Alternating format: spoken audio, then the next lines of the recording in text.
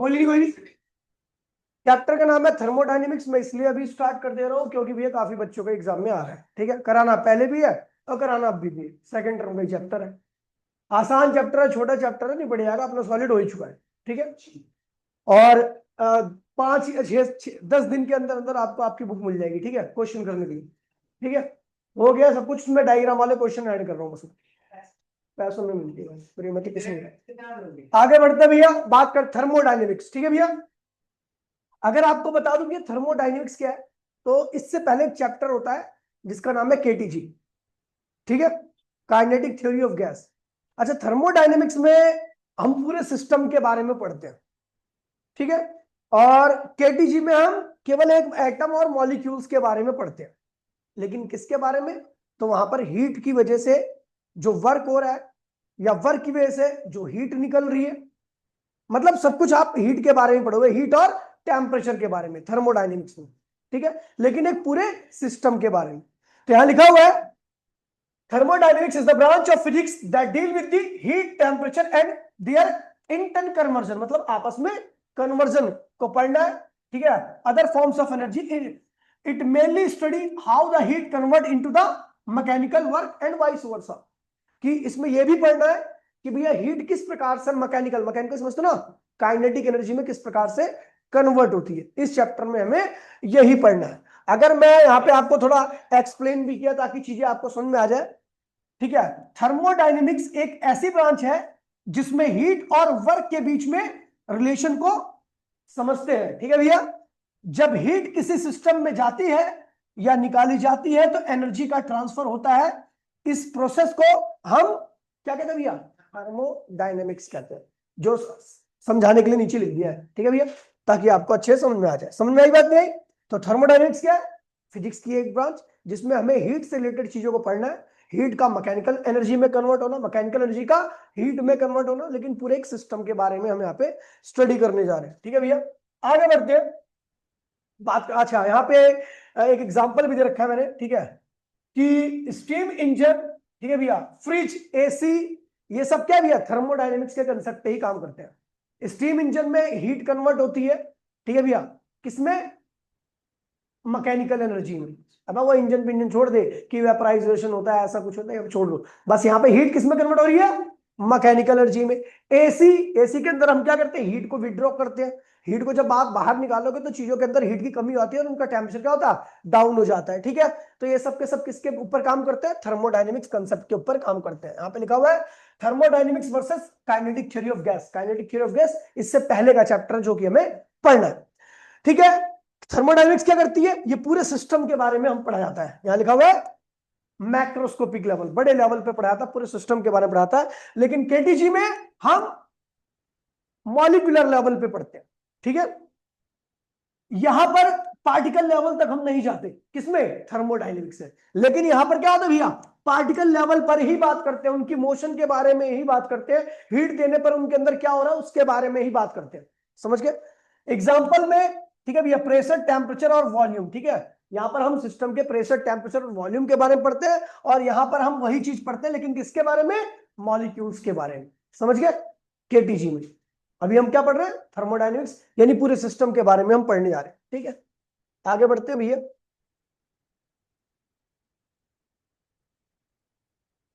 English में thermodynamics अगर मैं को देखते हैं तो भैया पूरे सिस्टम के बारे में हम स्टडी कर रहे होते हैं, लेकिन केटीजी में केवल मॉलिक्यूल्स की बात करते हैं। ठीक है, समझ में बात नहीं? चलो आगे बढ़ते हैं। Important terms. ठीक है भैया, थर्मोडायनेमिक्स क्या है? थर्मोडायनेमिक सिस्टम क्या है? थर्मोडायनेमिक सिस्टम वो सिस्टम होता है जो जिसका एक पर्टिकुलर प्रेशर, टेम्परेचर और वॉल्यूम होता है। समझ गए? तो लिखा हुआ है a group of large number of particle having definite volume and called thermodynamic. यानी अगर मैं समझाऊं तो सिस्टम का मतलब है कि जिसका भैया एनर्जी वगैरह क्या होता है भैया? अपना एक्सचेंज होता है। सिस्टम जिसको हम हीट और एनर्जी का एक्सचेंज स्टडी करते हैं। मतलब ये कि ऊपर वाला तो ये बता रखा है सिस्टम क्या है। ऊपर वाला ये क्या बता रहा है कि देखिए सिस्टम तो बहुत सारे होते हैं, अलग अलग सिस्टम होते हैं, लेकिन हर एक सिस्टम दूसरे सिस्टम से अलग ऐसे होता है कि उनका प्रेशर, टेम्परेचर और वॉल्यूम क्या होता है? दूसरों से अलग होता है। लेकिन सिस्टम है क्या, तो जिसके बारे में हम स्टडी करते हैं, जिसके बारे में हम स्टडी करने जा रहे हैं, और स्टडी क्या करेंगे, उनके बीच में हीट का लेन देन, उनके अंदर टेम्परेचर का हेर फेर, उनके अंदर वॉल्यूम का चेंज, ये सब पढ़ने जा रहे हैं, वही लिखा हुआ है। ठीक है भैया। सराउंडिंग क्या है, सिस्टम के अलावा सब कुछ क्या है भैया, सराउंडिंग है। सिस्टम के अलावा सब कुछ क्या है भैया, सराउंडिंग है। ठीक है भैया। सिस्टम के बाहर की दुनिया को हम क्या कहते हैं भैया, सराउंडिंग कहते हैं। बाउंड्री क्या होता है, तो सिस्टम और सराउंडिंग को सेपरेट करने वाली एक हाइपोथेटिकल वॉल को हम क्या कहते हैं भैया, बाउंड्री। या लिखा the surface that separate the system and surrounding. ठीक है भैया, उसे हम क्या कहते हैं भैया, बाउंड्री कहते हैं। ये सिस्टम और सराउंडिंग को भैया अलग करती है एक इमेजिनरी लाइन है, मतलब एक्चुअल में होती नहीं है, बस हम ये मान के चलते कि ये कोई है लाइन जो सिस्टम और सराउंडिंग को अलग कर रही है। फिर बात करते हैं भैया थर्मोडायनेमिक्स वेरिएबल की। थर्मोडायनेमिक्स वेरिएबल वो वेरिएबल्स होते हैं जिनके थ्रू हम थर्मोडायनेमिक सिस्टम की स्टडी करते हैं कि भैया थर्मोडायनेमिक सिस्टम इक्विलिब्रियम में है या नहीं है, चेंज हो रहा है या नहीं हो रहा है, किसमें कितना चेंज हुआ। समझ गया। तो लिखा हुआ है द प्रेशर, वॉल्यूम और टेम्परेचर जैसे क्वांटिटीज जो कि सिस्टम की कंडीशन बताती है, इन्हें हम क्या कहते हैं भैया, थर्मोडायनेमिक्स वेरिएबल कहते हैं। अलग अलग कंडीशन में इनकी वैल्यू क्या होगी, अलग अलग सिस्टम के लिए इनकी वैल्यू क्या होती है, बदलती जाती है। अगर ये तीनों वेरिएबल्स डिसाइड करते हैं कि सिस्टम किस स्टेट में है, अगर ये तीनों चेंज नहीं हो रहे हैं तो सिस्टम इक्विलिब्रियम स्टेट में होगा, और ये तीनों लगातार चेंज हो रहे हैं तो सिस्टम डायनेमिक स्टेट में होगा। समझ में बात नहीं। चलो आगे बढ़ते हैं। मैंने बहुत सरल भाषा में नोट्स लिखवाया था, उसी को छाप दिया यहां पे। ठीक है, आगे बढ़ते हैं। इक्वेशन ऑफ स्टेट, इन तीनों वेरिएबल्स के बीच में एक रिलेशन, ठीक है, उस रिलेशन को हम क्या कहते हैं भैया, इक्वेशन ऑफ स्टेट, जिसको कहते हैं PV equals to N R T. PV equals to N R T. ठीक है भैया। अगर मैं देखूं तो ये फॉर्मूला बताता है कि गैस, प्रेशर, वॉल्यूम के बीच में क्या रिलेशन है, तो यही रिलेशन है। ठीक है भैया। लेकिन ये फॉर्मूला स्ट्रिक्टली वैलिड है ओनली फॉर आइडियल गैस या इनर्ट गैस। आगे बढ़ोगे वो क्या होती है, आगे बढ़ जाएगा। ट्रिक, अगर वॉल्यूम देखिए, अगर आप देखोगे यहां पे, अगर आप वॉल्यूम कम करोगे, ठीक है भैया, तो प्रेशर क्या होगा, बढ़ जाएगा। मतलब ये इक्वेशन एक्चुअल में हमें सिस्टम की स्टडी के बारे में बताती है। इसी के थ्रू हम चेंज वगैरह को निकालते हैं, वॉल्यूम को निकालते हैं, मतलब जो भी वेरिएबल्स है उनको थ्रू, इसी इक्वेशन के थ्रू हम निकाल सकते हैं। लेकिन कंडीशन क्या है कि वो इक्वेशन क्या होनी चाहिए, आइडियल नेचर की होनी चाहिए, इनर्ट नेचर की होनी चाहिए। समझ गया। आगे बढ़ते हैं। इक्वेशन ऑफ स्टेट क्या है भैया, तो वेरिएबल्स के बीच का वो रिलेशन जो कि किसी भी थर्मोडायनेमिक सिस्टम में वेरिएबल की वैल्यू कैलकुलेट करने के लिए यूज किया था, जो कि क्या होता है, पीवी इक्वल्स टू में एनआरटी। ठीक है भैया। आगे बढ़ते हैं। Thermodynamic equilibrium. थर्मोडायनेमिक इक्विलिब्रियम होता है क्या, तो हमें पता है तीन इक्वेशन ऑफ तीन वेरिएबल्स होते हैं। अगर वो तीनों वेरिएबल टाइम के साथ नहीं चेंज हो रही तो इसका मतलब वो सिस्टम क्या है, थर्मोडायनेमिक इक्विलिब्रियम में है। तो लिखा हुआ है system is said to be thermodynamic equilibrium when the macroscopic variable PV, T और मास टाइम के साथ चेंज नहीं हो रही हो। अगर टाइम के साथ चेंज होंगे तो इक्विलिब्रियम में नहीं होगा। ठीक है भैया। और अगर ये सेम रहेंगे तो वो इक्विलिब्रियम में रहेगा ही रहेगा। एग्जांपल, ठीक है, एक क्लोज कंटेनर में गैस रखिए, अगर गैस टाइम के साथ प्रेशर, वॉल्यूम और टेम्परेचर में सेम रहेगा, मतलब एक सिस्टम लीजिए, सिस्टम के अंदर की जो गैस है उसका टेम्परेचर, वॉल्यूम और प्रेशर हमेशा अगर सेम है तो वो कहां पे होगा, थर्मोडायनेमिक। और अगर बदलता रहेगा तो इसका मतलब थर्मोडायनेमिक इक्विलिब्रियम में नहीं रहेगा। आगे बढ़े। ठीक है, यहां पे लिखा हुआ है इक्विलिब्रियम का मतलब सिस्टम बिल्कुल स्टेबल है, कोई चेंज नहीं हो रहा। समझ गए भाई। आगे बढ़ते हैं। Types of equilibrium. Types of equilibrium में सबसे पहले क्या है भैया, मैकेनिकल इक्विलिब्रियम। मैकेनिकल इक्विलिब्रियम की उस सिस्टम के जिसकी हम बात कर रहे हैं उसके अंदर किसी प्रकार का कोई भी एक्सेलरेशन नहीं है। इसका मतलब उसके ऊपर टोटल फोर्स की वैल्यू क्या है, जीरो है। यहां लिखा हुआ है नो अनबैलेंस फोर्स इनसाइड और आउटसाइड। सिस्टम पर कोई फोर्स नहीं लगता। इस कंडीशन में सिस्टम क्या होता है भैया, मैकेनिकल इक्विलिब्रियम। थर्मल इक्विलिब्रियम में सिस्टम का टेम्परेचर कभी चेंज नहीं होता, सेम टेम्परेचर रहेगा, हर जगह एक ही टेम्परेचर रहेगा पूरे सिस्टम के अंदर। ठीक है। केमिकल इक्विलिब्रियम, कोई भी नई चीज बन के नहीं आ रही, जो पहले थी वही अब भी है। ठीक है। नो केमिकल चेंज और रिएक्शन, सिस्टम में कोई रिएक्शन या डिफ्यूजन नहीं होगा। ये सारे इक्विलिब्रियम समझ में आ गए नहीं आ गए। थर्मोडायनेमिक इक्विलिब्रियम में ये इक्विलिब्रियम भी आपको ध्यान रखना है, ठीक है। केमिकल मैकेनिकल में कोई फोर्स नहीं लगता नेट बाहर से और अंदर से। थर्मल में हर जगह का टेम्परेचर क्या होता है, एक जैसा रहता है हमेशा। केमिकल इक्विलिब्रियम में कोई नई चीज बन के नहीं आती है। आगे बढ़ते हैं भैया, जीरोथ लॉ ऑफ थर्मोडायनेमिक्स। ये कहता है भैया कि अगर तीन सिस्टम है ए बी और सी, अगर ए सिस्टम बी के थर्मल इक्विलिब्रियम में है, ए सिस्टम, इसका मतलब ए से बी की तरफ कोई हीट नहीं जा रही, और बी सिस्टम सी के थर्मल इक्विलिब्रियम में है, यानी बी से सी की तरफ भी कोई हीट का लेन देन नहीं हो रहा, तो भैया चाहे ए और सी एक दूसरे से कितनी भी दूर हो, वो भी एक दूसरे क्या होंगे, थर्मल इक्विलिब्रियम में होंगे। कुछ ऐसा है कि ए बी का भाई है और बी सी का भाई है, तो ए और सी जानते हो या ना हो, लेकिन वो दोनों क्या रहेंगे, भाई रहेंगे। वही कह रहे हैं, two system A and B are in thermal equilibrium with C. तो इसका मतलब समझ जाना कि भैया वहां पर क्या है, सी भी ए के क्या है, थर्मल इक्विलिब्रियम में होगा। यहां लिखा हुआ है, डायग्राम दिखाया गया है, डायग्राम यहाँ पे नहीं लिखा बना रखा क्योंकि डायग्राम नहीं बनाता पता बेचारा, मैं बना रहा हूं डायग्राम। ये देखिए,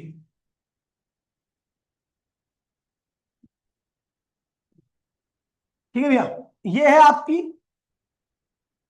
एडियाबैटिक वॉल, एडियाबैटिक वॉल, मतलब यहां पे हीट का लेन देन नहीं हो सकता, ठीक है। ये है डाइथर्मल वॉल,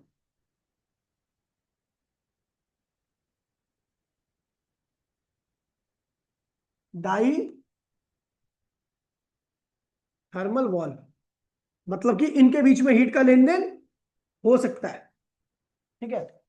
तो अगर हीट का लेन देन हो रहा है, ठीक है, तो कुछ टाइम बाद ए जो होगा वो बी के थर्मल इक्विलिब्रियम में आएगा, और बी जो है वो सी के थर्मल, तो कह रहा है ए अगर बी के थर्मल इक्विलिब्रियम में है और बी और सी के थर्मल इक्विलिब्रियम में है, तो भैया इन दोनों के बीच में हीट का लेन देन तो नहीं हो रहा, लेकिन ये दोनों भी क्या होंगे, थर्मल इक्विलिब्रियम में ही रहेंगे। थर्मल इक्विलिब्रियम में सबका टेम्परेचर क्या होगा, सेम रहेगा। वही लिखा हुआ है, लिखा डायग्राम कह रहा है थ्री सिस्टम एबीसी, ठीक है, कनेक्टेड विया डाई थर्मल वॉल, इसमें डाई लिख रखा है, उसमें थोड़ा सा समझ जाना कि एक ए और सी सेपरेटेड है, ठीक है। अगर ए सी के बराबर है, ए किसके थर्मल इक्विलिब्रियम में है, सी के। अच्छा, इसने डायग्राम के हिसाब से कुछ और ही कह दिया, ठीक है, मेरा डायग्राम कुछ और हो गया, मैं इसको अलग कर देता हूं।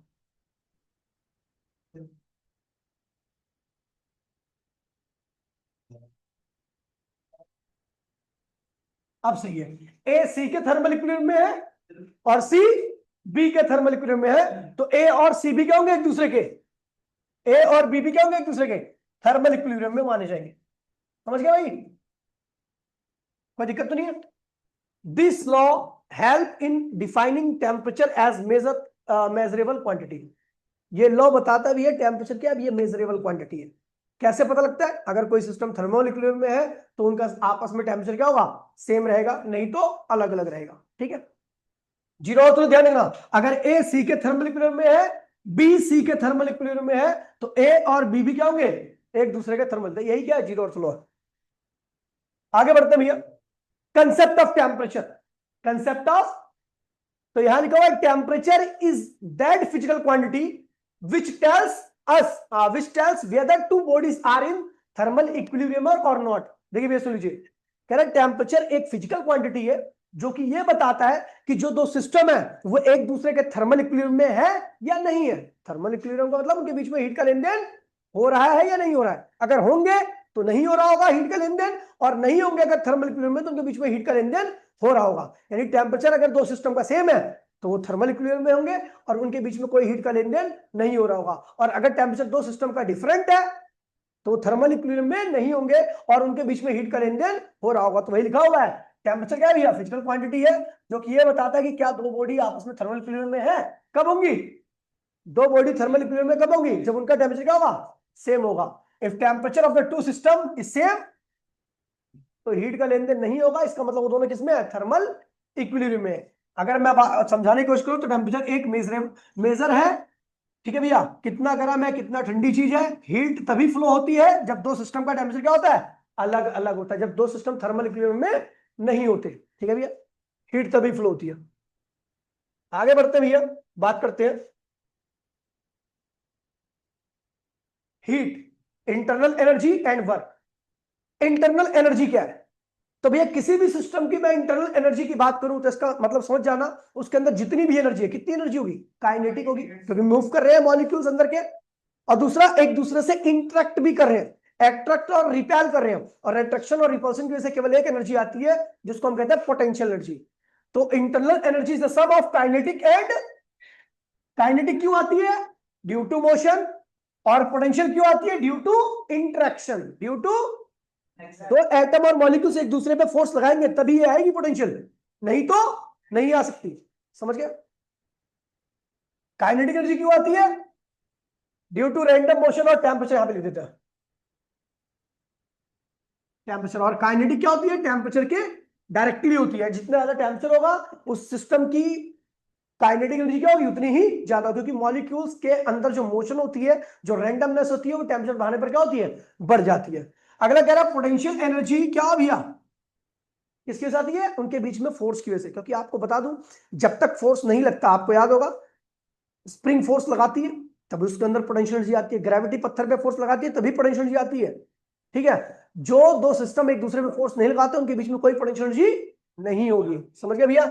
और ये पोटेंशियल एनर्जी किसके डायरेक्टली होती है? वॉल्यूम के। क्योंकि दो मॉलिक्यूल एक दूसरे को खींचते हैं। जब आप वॉल्यूम बढ़ाओगे तो वॉल्यूम के मॉलिक्यूल्स के बीच में सेपरेशन क्या होगा? बढ़ेगा। यानी आप फोर्स के अगेंस्ट में काम करोगे। देखिए, किसी भी सिस्टम के मॉलिक्यूल्स जो होते हैं, ये सारे मॉलिक्यूल्स हैं, ये एक दूसरे को अट्रैक्ट कर रहे हैं। यदि आप इसके वॉल्यूम को इंक्रीज करते हो तो सेपरेशन क्या होगा? अब ये एक दूसरे को खींच के सिस्टम बनाने की कोशिश कर रहे हैं, लेकिन अगर आप इसके वॉल्यूम को बढ़ाओगे तो आप सेपरेशन को बढ़ाओगे। यानी आप किसी फोर्स के अगेंस्ट में काम कर रहे हो। वॉल्यूम बढ़ाओगे तो work work work against the attractive molecular force. और इसकी वजह से पोटेंशियल क्या होती है भैया? बढ़ जाती है। समझ गए भैया? जब आप सिस्टम के वॉल्यूम को बढ़ाओगे, सिस्टम के वॉल्यूम को बढ़ाने का मतलब यह है कि मॉलिक्यूल्स के बीच में सेपरेशन को बढ़ाओगे। मॉलिक्यूल्स के बीच में सेपरेशन बढ़ाओगे तो इसका मतलब आप मॉलिक्यूल्स के बीच में लगने वाले अट्रैक्टिव फोर्स के अगेंस्ट में काम कर रहे हो। और जब अट्रैक्ट किसी फोर्स के अगेंस्ट में काम करते हो तो वहां पर कौन सी एनर्जी आती है? सिस्टम की पोटेंशियल एनर्जी क्या होती है? बढ़ जाती है। इसलिए वॉल्यूम बढ़ाने से पोटेंशियल एनर्जी क्या होती है? बढ़ती है। ठीक है? अच्छा, इंग्लिश में अगर गैस के अंदर दोनों टाइप की एनर्जी होती है तो,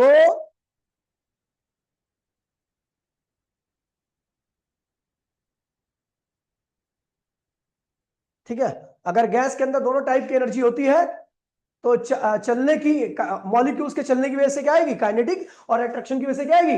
पोटेंशियल। ठीक है? ये थोड़ा सा यहाँ पे सही नहीं लिखा, आप ऊपर वाले लिखना जो आपको समझ में आए। ठीक है?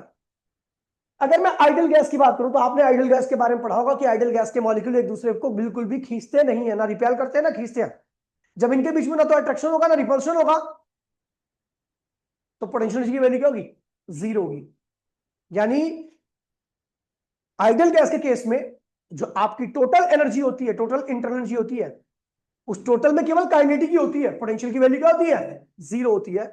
तो भैया इंटरनल एनर्जी किसके बराबर होगी? अगर मैं आइडल गैस की बात करूं तो इंटरनल एनर्जी केवल किसके बराबर होगी? क्योंकि इनके बीच में कोई इंटरेक्शन नहीं होता, नो इंटरेक्शन। पोटेंशियल एनर्जी की वैल्यू क्या होगी? नो इंटरेक्शन नहीं, पोटेंशियल एनर्जी क्या होगा भैया? जीरो। पोटेंशियल एनर्जी अट्रैक्शन जहां पे होता है या रिपल्शन जहां पे होता है वहीं पे आएगी भैया। वर्क, ठीक है भैया? समझ गए? Work done by gas when it expand by delta we. तो भैया वर्क क्या होता है? सबसे पहले देखिए, वर्क अगर मैं देखूं तो फोर्स इंटू में डिस्प्लेसमेंट होता है। ठीक है? समझ गए? किसी भी चीज का वॉल्यूम बढ़ता है, ठीक है, तो हम क्या करते हैं भैया? मान लीजिए आज मैं एक गैस, ये लू पिस्टन, पिस्टन यहां पे था, आप इसको कहां ले आए? ए डैश पर ले आए। कहां ले आए? यहां से यहां पे ले गए। तो इसका वॉल्यूम क्या होगा अंदर का? ये एक्स, सॉरी कितना दूर लाया आप? एक्स लेके आ गए। कितनी दूरी पे ले आए? देखिए, मैं सुन लीजिए, आपने क्या किया? आप यहां पे थे ए पर, और आप इसको यहां से यहां पर लेके आ गए ए डैश पर। इस दौरान पिस्टन कितना मूव किया? एक्स। अच्छा, पिस्टन का एरिया कितना था? ए, स्मॉल ए लिख दीजिए, स्मॉल ए। तो भैया आपने वर्क कितना किया? तो भैया वर्क ये ध्यान रखना कि यहां पर तो फोर्स है ही नहीं, तो भैया वर्क, अगर मैं फोर्स की बात करूं तो फोर्स जो होता है प्रेशर इंटू में एरिया होता है। कौन सा एरिया? इसका एरिया। और कितना डिस्प्लेसमेंट हुआ है? डेल्टा एक्स हुआ है। मान लीजिए कितना पिस्टन कितना दूर गया है, डेल्टा एक्स, तो यहाँ पे डेल्टा एक्स कर दीजिए इसको, डेल्टा एक्स। तो एरिया इंटू में डेल्टा एक्स क्या होगा? Delta we. क्या होगा? एरिया इंटू में लेंथ होता है वॉल्यूम, पी डेल्टा वी। तो यहां से आप वर्क निकाल सकते हो। अगर कोई चीज एक्सपेंड करती है तो उस केस में वर्क क्या होगा? प्रेशर इंटू में change in volume, pressure into में, खैर बहुत डिटेल में पढ़ाऊंगा, अभी तो खैर टर्म्स के बारे में हम समझ रहे हैं, ठीक है भैया। इंग्लिश में जब गैस एक्सपेंड करती है तो पिस्टन पे धक्का लगता है, और इस धक्का की वजह से क्या होता है भैया? वर्क डन होता है। अभी बहुत डिटेल में हम पढ़ने जा रहे हैं इसको, ठीक है, अभी नहीं, मतलब अगली क्लास में। हीट क्या है? तो heat is a form of energy which transferred from lower higher temperature to lower temperature till their temperature become, कब तक ट्रांसफर होती है? जब तक कि दोनों का टेम्परेचर क्या हो जाए? सेम हो जाए, या दोनों किस में आ जाए? थर्मल इक्विलिब्रियम में आ जाए। तो कह रहा भैया it is the transfer of it is the transfer of energy from one body to another body due to temperature difference. अगर गर्म चाय को देखेंगे तो गर्म चाय और ठंडी हवा के बीच में हीट का क्या होगा? फ्लो होगा, ठीक है भैया। Relation between heat work and internal energy, तो आप देखोगे भैया इसे कहते हैं फर्स्ट लॉ ऑफ थर्मोडायनेमिक्स। क्या कहते हैं इसे? FLP, first law of thermodynamics. अगर आप किसी भी सिस्टम को हीट देते हो तो वहां पर दो चीजें होती है। पहले क्या होगा कि उसका टेम्परेचर बढ़ेगा। क्या बढ़ेगा? और टेम्परेचर बढ़ने से इंटरनल एनर्जी क्या होती है? बढ़ जाती है। और दूसरा, वो सिस्टम एक्सपेंड करता है। क्या करता है? एक्सपेंड करता है, यानी वर्क डन भी होता है। तो given energy utilize in two way, first to increase the internal energy, second to do the work, work करने काम में आती है, ठीक है भैया। यही है फर्स्ट लॉ ऑफ थर्मोडायनेमिक्स, को बहुत डिटेल में पढ़ने आ रहे हैं। हीट जो भी सिस्टम को दी जाएगी उससे कुछ पार्ट क्या होगा? इंटरनल एनर्जी बढ़ाएगा, और कुछ पार्ट क्या होगा? एक्सपेंशन में यूज हो जाएगा। समझ गया भाई? अगर मैं बात करूं भैया तो हीट क्या है? हीट जो सिस्टम को दी गई है उसका कुछ पार्ट इंटरनल एनर्जी में, अगर मैं उसी को एक्सप्लेन करूं तो उसका कुछ पार्ट क्या होता है? इंटरनल एनर्जी को बढ़ाता है, और कुछ पार्ट क्या होता है भैया? वर्क करता है, ठीक है भैया। एग्जांपल में यदि आप हीट देते हो गैस को तो वो क्या होगी? एक तो उसके मॉलिक्यूल तेजी से मूव करेंगे, यानी क्या बढ़ेगी? Internal energy. साथ साथ में सिस्टम क्या होगा? फैलेगा। कुकर फैलता नहीं है, यानी क्या करेगा? वर्क। तो ये हो गया भैया आपकी जो भी मेन क्लास थी, ठीक है। इतना मैंने पढ़ाया था अगली क्लास में, ठीक है। अभी आपको कॉपी करना है, कॉपी कीजिए। आज के लिए इतना ही। टाटा बाय बाय, जय हिंद, जय भारत।